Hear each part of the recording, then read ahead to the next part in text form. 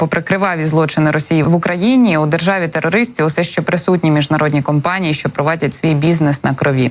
Одним із таких підприємств став американський виробник продуктів та напоїв PepsiCo. Компанія запустила першу лінію нового заводу з виробництва снеків та солоних закусок під Новосибірськом на Росії. Про це повідомив міністр сільського господарства країни-агресорки. За його словами, потужність заводу наразі становить близько 60 тисяч тонн на рік. Підприємство займатиметься виробництвом чипсів. Єдиним брендом чипсів, який вказаний на російському сайті PepsiCo, є Лейс, який, до речі, теж продається і в Україні. Українці, звертаймо увагу.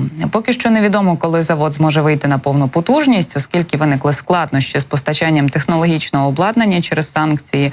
Але PepsiCo, здається, поки не турбується через такі перешкоди і планує розширювати бізнес серед росіян, які продовжують вбивати українців.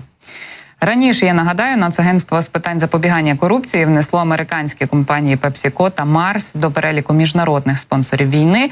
Але зараз ви не зможете зайти на цей сайт і перевірити, чи бренди, послугами яких ви користуєтесь, продовжують фінансувати російську машину вбивств, бо ж Кабінет міністрів закрив перелік міжнародних спонсорів війни.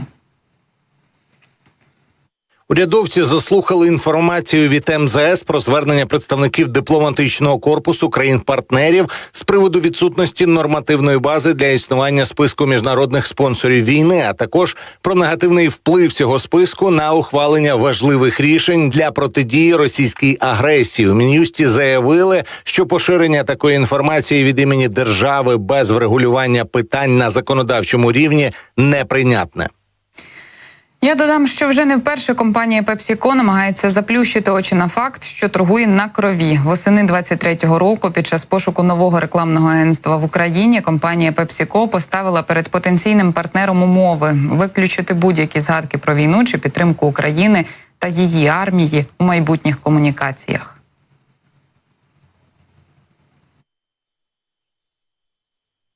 Про це йшлося в брифі, з яким ознайомилася Be4 Ukraine. Це міжнародна організація, що відстежує компанії, які продовжують вести бізнес у Росії. Ні згадування війни, ворожнечі, агресії військовослужбовців з боку бренду Збройних сил України. Ні підтримка України та армії, ні негативна конотація створення відчуття небезпеки, цинічно зазначили в PepsiCo. Детальніше про компанії, які продовжують торгувати з Росією, про економіку держави-агресорки говоримо далі з виконавчим директором економічного дискусійного клубу. Пан Олег Пензен уже приєднався до нашого етеру. Пане Олегу, вітання вам і дуже рада бачити вас у нашому етері.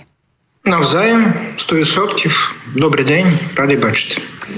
Пане Олегу, великий бізнес, наприклад, компанія PepsiCo, все ще залишаються на Росії. На вашу думку, як це впливає на російську економіку загалом, присутність таких міжнародних компаній?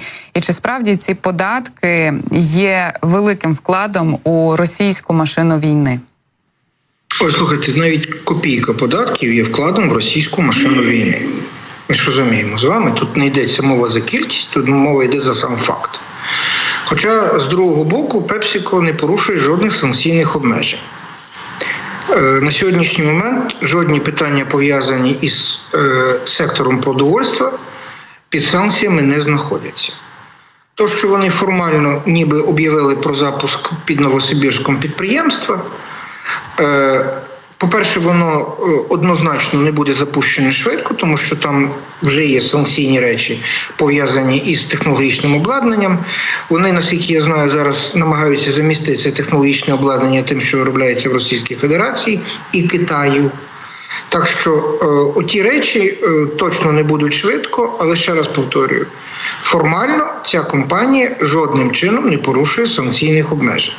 Тому що, коли ми уважно подивимося на перелік санкцій і перелік тих товарних позицій, на які санкції введені, там є величезні прогалини. Там Росатом не підсанкційний, там по великому рахунку нафта не підсанкційна. Та є там прайскеп, але нафта не підсанкційна однозначно. Нафтопродукти. Є ембарго по Європі, але жодних питань в світі немає. Я вже не говорю про рідкоземельні метали, про нікель, про алюміній, про титан. Тобто всі ті речі на сьогоднішній момент не є підсанкційні. І коли ми з вами уважно подивимося на 23-й рік, то наші партнери спромоглися максимум додати до санкційних обмежень ринок алмазів. Це приблизно $4 мільярди на рік. Все останнє це було пересипання із пустого в порожнє, тобто посилення санкційних контролю за санкційними обмеженнями. А взагалі оцей пакет останній в 2024 році, який вони зробили, присвячений річниці початку активної фази бойових дій, там взагалі не було секторальних санкцій, там були персональні санкції, розширення персональних санкцій з приводу юридичних і фізичних осіб. Аргументом було, щоб максимально його швидко провести, без будь-яких серйозних дискусій. До речі, в підводці до нашого з вами спілкування ви згадали про те, що Україна під тиском наших партнерів вимушена була закрити реєстр спонсорів війни. Це правда? На сьогоднішній момент реєстр закритий. І це пов'язано із тим, що в цьому реєстрі почали потрапляти європейські компанії, які з точки зору наших європейських партнерів почали активно лобіювати власні уряди з приводу тиску на Україну. До речі, маємо такі приклади, власне, по Угорщині, маємо такі приклади по Греції, є певні питання були по Австрії. В першу чергу це стосувалося там банківських структур, стосувалося там шипінгових компаній, які надавали Російській Федерації транспорт для перевезення, зокрема, нафти. Але факт лишається фактом. Для того, щоб зняти гостроту в обговореннях, європейці, в лапках, попросили Україну закрити реєстр спонсорів війни. Україна вимушена була піти на зустріч тим пропозиціям, тому що йшлася мова про Ukrainian Facility, йшлася мова про Європейський фонд миру, який малося спрямувати 5 мільярдів євро для забезпечення Україною зброєю. От маємо то, що маємо. Тобто не все так просто. В дійсності, коли ми дивимося на механізми прийняття рішень в Європейському Союзі, то там немає нічого простого. Так що, бо то, що ми зараз бачимо, це є, власне, пошук компромісів, поступки, на які може Україна собі дозволити піти для того, щоб отримати найголовніше, що є, це воєнно-технічну допомогу і гроші для бюджету.